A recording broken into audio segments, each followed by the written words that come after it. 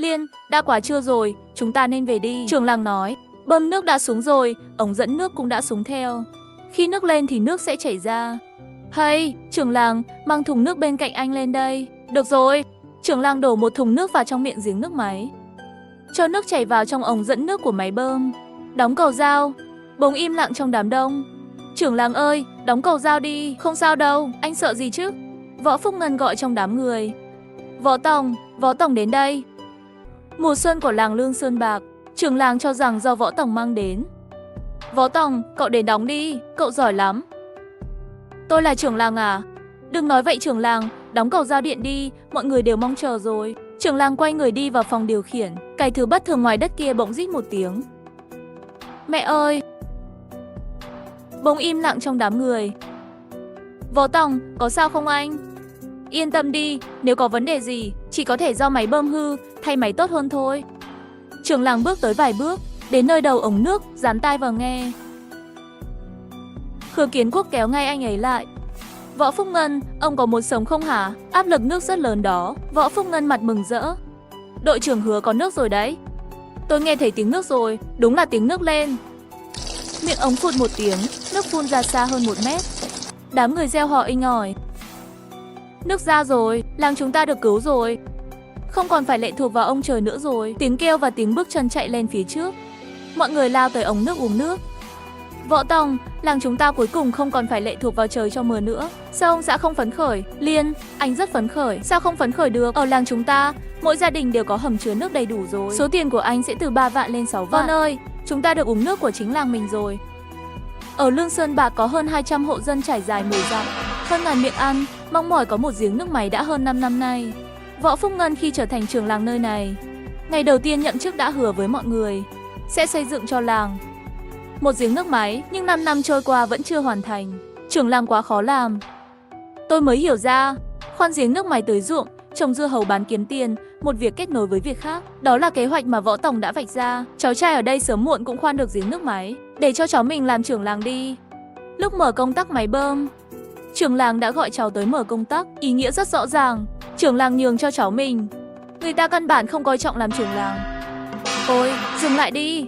Đừng đánh nữa, thấy Võ Tổng ông con chưa? Âm thanh trống và kèn mau dừng lại đi. Trưởng làng quỳ trước ống nước, tay cầm bát to nhỏ cẩn thận đựng nước. Hít sâu một hơi đưa lên miệng, uống một hơi hết bụng. Trưởng làng sắp khóc rồi. Đừng nói trưởng làng có thể khóc chứ. Võ Tổng không có nói bậy. Trưởng làng uống một bụng nước đá, nước mắt trôi xuống mặt. Giọt nước mắt lăn vào chậu. Tôi làm trưởng làng, tôi có dễ dàng không? Đầu tôi vẫn còn đau. Các người chỉ biết nhận trợ cấp, nhận trợ cấp. Trưởng làng, anh ngốc nghếch gì vậy? Khóc cái gì? Chết tiệt, Vương Nguyên Sinh, từ ngày mai, đàn cừu nhà anh không cần phải uống từng thùng nữa. Anh không cảm ơn tôi cũng được. Anh không cảm ơn Võ Tổng sao? Anh gửi cho Tổng một con cừu non đi. Trưởng làng, tôi đã gửi Võ Tổng 3 con cừu non đấy. Trưởng làng cẩn thận cầm chậu nước ra ngoài. Mang cái bát lại đây, mọi người cùng uống nước của làng ta. Từ hôm nay tôi không còn nhìn mặt người làng khác nữa, không còn nhìn sắc mặt trấn trưởng nữa. Làng tôi có cháu tôi là Võ Tổng, năm nay không còn lệ thuộc vào trợ cấp của trấn nữa. Tôi là trưởng làng này không còn bị người ta hành hạ nữa. Trưởng làng nói giọng khóc, là sự tức giận, không thể diễn tả nổi tâm trạng. Bọn người làng này không hiểu, đẩy người ra, đứng trên đống đất cao nhất bờ đê. Bà con quay lại, đều quay lại nghe tôi nói. Mọi người chưa biết đấy, cái giếng này có thể chảy ra nước trước khi chúng ta trồng lúa mì và dưa hấu. Chính là nhờ Võ Tổng bỏ ra số tiền lớn, cậu ấy bỏ ra 5.000 tệ giao cho đội trưởng Hứa, làng mới bắt đầu được khoan giếng. Trưởng làng, lúa mì đã hết, nước mới xuất hiện. Hạ Thuần ơi, mày xứng đáng không tìm được vợ. Mày không nói chuyện thì cũng không chết được đâu. Mấy người hãy nghe tôi nói cho kỹ đấy. Cháu trai tôi là Võ Tổng, chỉ trong vòng 2 tháng, xây một căn nhà lớn, đào cả một cái giếng máy, phát triển 200 mẫu ruộng tưới tiêu. Các ngươi ai dám nói không phục? Cô ơi, nghe kìa, trưởng làng khen chồng con đấy. Là tại tài năng của chồng con thôi. Là tại tài năng của Võ Tổng thôi. Liên, là may mắn của cháu đó. Nghe lời khen ngợi của trưởng làng, làng này tốt lắm rồi. Những việc này đều là công lao của Võ Tổng. Trưởng làng à, ông bàn giao chức trưởng làng cho Võ Tổng đi. Đúng rồi, trưởng làng ơi, để Võ Tổng làm trưởng làng đi. Được, Võ Tổng lên đây tuyên bố với mọi người, cháu có làm trưởng làng không? Võ Tổng, lời nói từ tâm can của chú. Cháu muốn làm trưởng làng, chú không nói gì mà nhường cho cháu. Cháu có tài năng thì dẫn dắt mọi người giàu lên.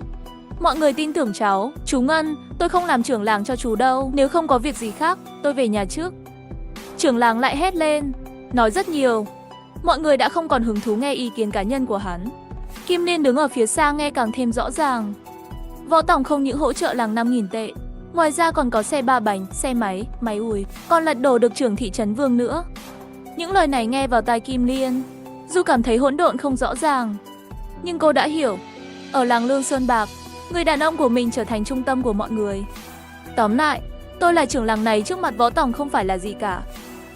Sau này mọi người đều nghe theo cậu ấy đi. Võ Tòng lên đây, cậu nói vài câu với mọi người. Võ Tòng mặt tỏ vẻ khinh thường. Tôi nói cái gì giờ, tôi về nhà rồi, mọi người vui chơi đi. Sau đó trưởng làng sắp xếp lịch tưới nước cho từng nhà. Võ Tòng thấy không liên quan gì đến mình, kéo vợ về nhà. Võ Tòng, anh bạn, về rồi à? Anh vừa hứa với tôi chuyện gì anh quên rồi à? Đội trưởng hứa, anh ở lại nhà trưởng làng. Ông ấy để anh uống rượu là được rồi. Tôi không đi, anh không biết tôi cài rượu à? Được rồi, anh không uống cũng được. Nhưng anh vừa hứa với tôi chuyện gì mà quay đầu quên hết rồi đó. Võ Tòng, anh có chuyện muốn nói với Hứa đại ca à? Sao anh không nói luôn đi? Sao lại về? Đứa con trai trong ngực đặt xuống đất. Vân Vân ngoan, đi với mẹ về đi. Bố còn phải bận một lát nữa. Nửa chai rượu ngon xuống bụng rồi. Võ Phúc Ngân lơ mơ chân bay bổng. Ồ, một đống lớn. Muốn làm trưởng làng khó quá. Hứa Kiến Quốc từ túi quần lục ra một đống giấy tờ. Chú ơi, giếng nước máy của làng mình khoan thành công rồi, có nước ra. Mình làm xong thủ tục kết nối ống nước. Trưởng làng, anh ký tên. Chuyện này tạm thời xong rồi hiểu chưa? Đội trưởng Hứa, bằng đây tôi xem một chút. Nụ cười trên mặt Hứa Kiến Quốc có vẻ không tự nhiên. Võ Tòng anh bạn, anh hứa với tôi mà. Anh không thể nói rồi không làm được. Võ Tòng liếc mắt nhìn qua. Không phải chuyện này đâu. Thủ tục bàn giao sau khi khoan giếng xong là thủ tục lĩnh 1 vạn tệ. Trưởng làng giật lấy giấy tờ. Khoan thành công rồi. Sao lại, không ký tên được? Tôi ký. Ký xong 3 cái tên nhanh nhẹn. Ấn dấu tay lên. Vui vẻ ha ha. Hôm nay vui, uống thêm 2 chén. Uống xong 2 chén. Mắt say không mở nổi. Trưởng làng uống rượu khá nhỉ. Võ Tòng đứng dậy ra ngoài. Đáp ứng vợ. Sẽ mau về. Hứa Kiến Quốc đưa anh ấy ra.